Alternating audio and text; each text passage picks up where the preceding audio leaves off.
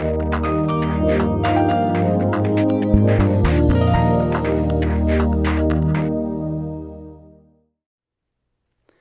if you think of this, this is what I call afters. I've talked about afters in many different guises, but what I mean by afters, it's what people are left with afterwards. Some of you will have bought a newspaper before now. And I imagine when you bought the newspaper, you were absolutely convinced that you wanted a newspaper. I don't think you did. Based on afters, you don't want a newspaper. Why do you buy a newspaper? What do you really want? You want the news, or the sport, or the gossip, or something to do on the train, whatever it is that's important to you. Nobody ever has bought a newspaper because they want one. Similarly, nobody has ever bought toothpaste because they want toothpaste. What do you want? You want clean teeth, or to smell beautiful on Friday nights, whatever it is. So nobody wants the thing, they always want the afters of the thing. And similarly, none of you here, and this is quite upsetting for me, are truly interested in what I'm talking about. You're much more interested in what you can do with it after I've stopped talking. Does this make sense? Well, think about it. If somebody says, please can you do me a report on topic X, they don't want the report on topic X. They want what that report will give them, the afters of it.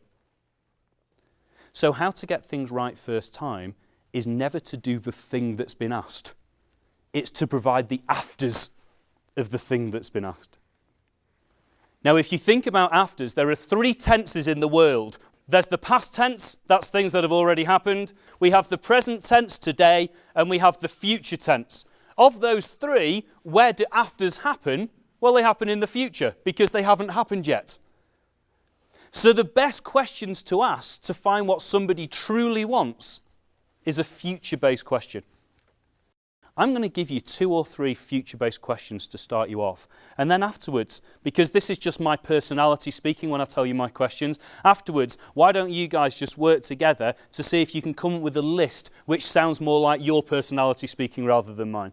If somebody says something to you like, please can you produce a report on this, a future-based question might be something like, sure, of course I can. Just so I'm clear, what is it you're looking to achieve with this report? Now the word, what are you looking to achieve? Can you hear that's in the future?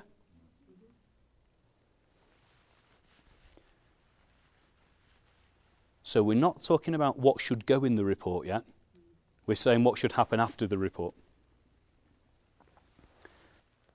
And all these future-based questions, what do you want people to feel after they've read the report? As long as you start focusing on the future of the communication, not the communication more or less writes itself.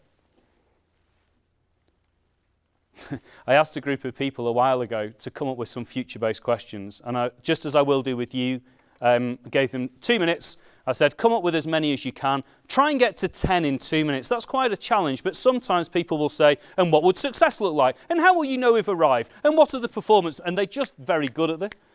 And so I asked this group of people, come up with 10 in 2 minutes. And after about 4 seconds, one person stops and said, I've done it. I thought, how did you get 10 in 4 seconds? I teach this. I couldn't get 10 in 4 seconds. How have you done this? And he goes, where would you like to be in 1 year? Where would you like to be in 2 years? Where would you like to be in 3 years? Well, that's just cheating. So, ladies and gentlemen, have a quick conversation. If somebody asked you to do something, what sort of questions could you ask other than what are you looking to achieve?